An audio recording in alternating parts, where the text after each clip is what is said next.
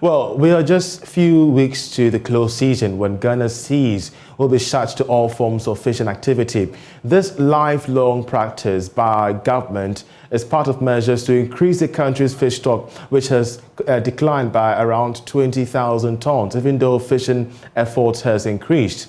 Meanwhile, fishing communities in the coastal belt have raised concerns over their livelihood, fearing it will be impacted deeply by the close season this year.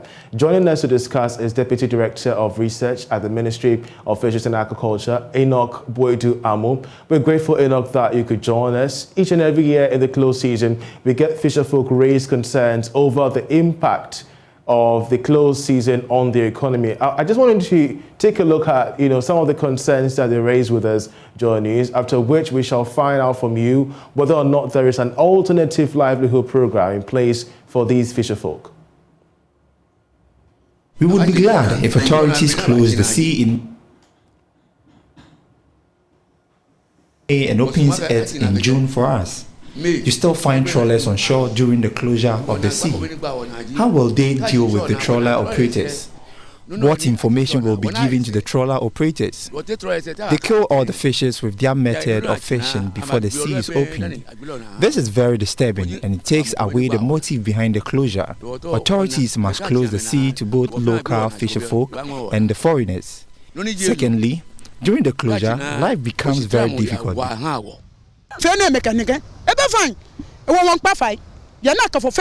We are suffering. After the closure of the sea last year, many of the youth in the community resorted to stealing. Fishing is our source of livelihood. That is what we use to educate our children. I go fishing myself, and I have 3 children. All of them go fishing as well. The timelines for the closure this year will greatly affect us as compared to the previous years. So we are pleading with the authorities to reconsider their decision.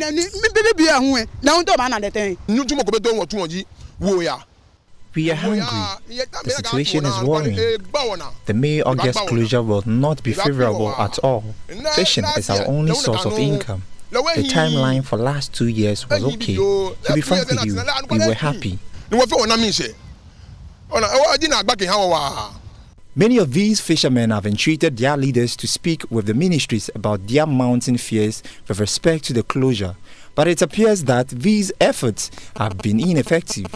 Looking around, this clearly tells you what these fisherfolk go through on a daily basis. I earlier engaged them and I was being told that last year's closure, that was within the months of July to August, was not the best. As fisherfolk, they prefer the month of April and May. For Joy Business, James Ishen.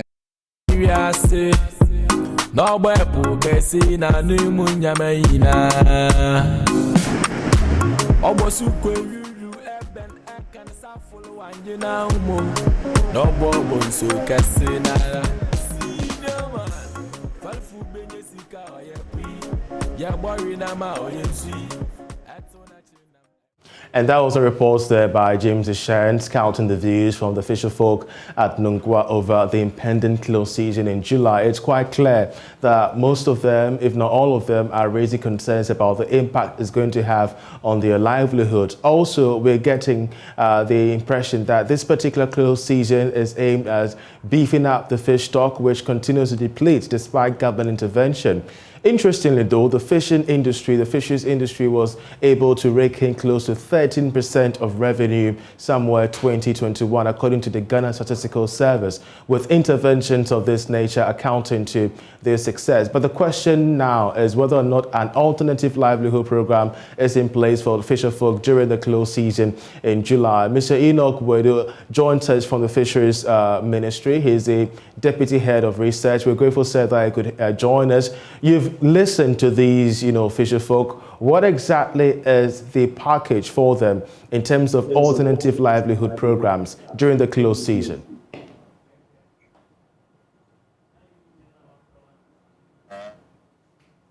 As I indicated last time we spoke, good afternoon to your listeners and to all.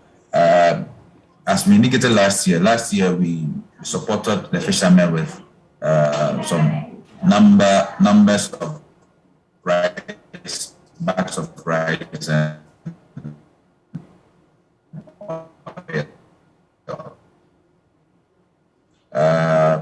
year, it is in the Fisheries Act, Section 50, mandates us to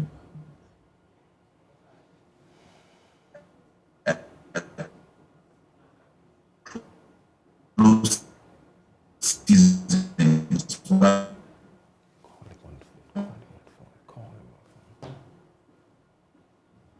Well, unfortunately, we're having issues with the connection, but we'll try and reconnect with the Deputy Head of Research for the Ministries of Fisheries and Agriculture over the close season in July. We do know, you rightly stated, that there is some form of alternative program for them. Government is issuing out relief items to the fishing communities to cushion the fisher folk from, the economic impact of this close season. Even though it's part of measures by government to increase the fish stock, these fisher folk are saying that it's really biting them hard when it comes to the impact on their daily lives and their personal economies. You've heard from most of these fisher folk who say that the near weeks ahead is going to be very difficult for them should the close season come in place. They're even calling for a postponement in the close season. But we do know that the sector, as we speak now, is dwindling in terms of fish stock by about 20,000 metric tons each and every year. Helping us to discuss once again, we believe this could work out for us, as the Deputy Head of Research at the Ministry of Fisheries and Agriculture. Just before we lost you, you're talking about the Alternative Livelihood Program for the fisher folk. Kindly expand on that for us. So, as I was saying, for 2022, we will keep on discussing with the fishermen.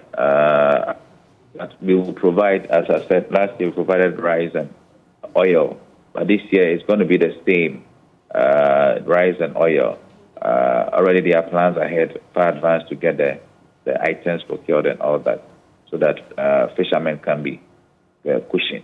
But ultimately, it's a livelihood issue we are talking about. So we expect that the fishermen will also prepare themselves adequately towards this end by ensuring that they get themselves prepared and be able to support themselves for the period.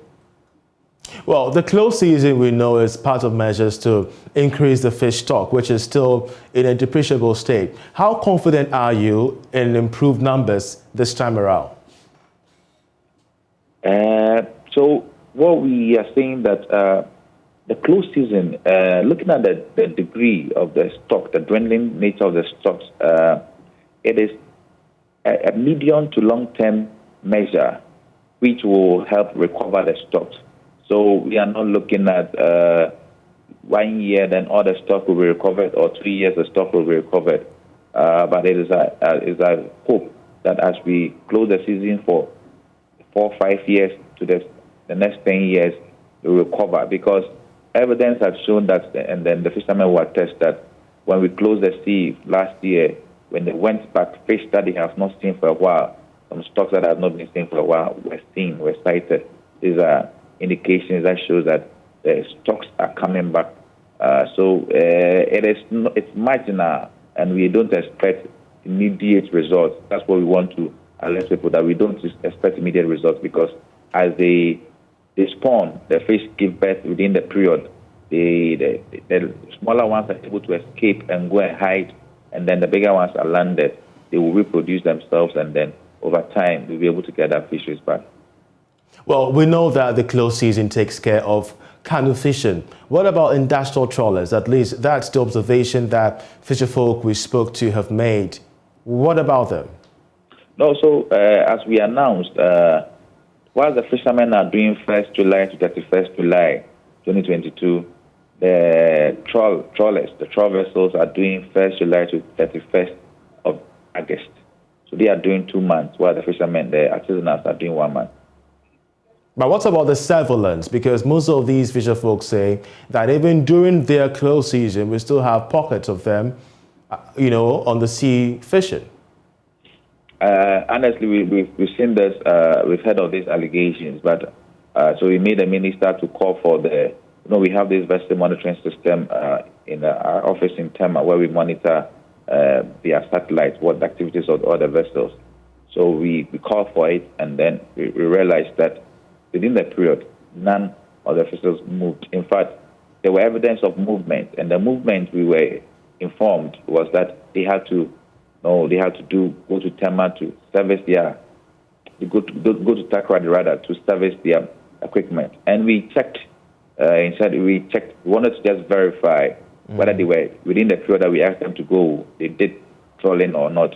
So we checked their speed on the movement, and the speed showed that it was a movement speed, not a movement for trawling. So this one also helped us to abreast and to confirm that within the period, none of the vessels did the trawling. And as always, we shall follow on the ministries for information ahead of the close season and even during the close season. In the meantime, we're grateful that you could join us. Mr. Enoch Boedi, Deputy Head of Research at the Ministries of Fisheries and Aquaculture.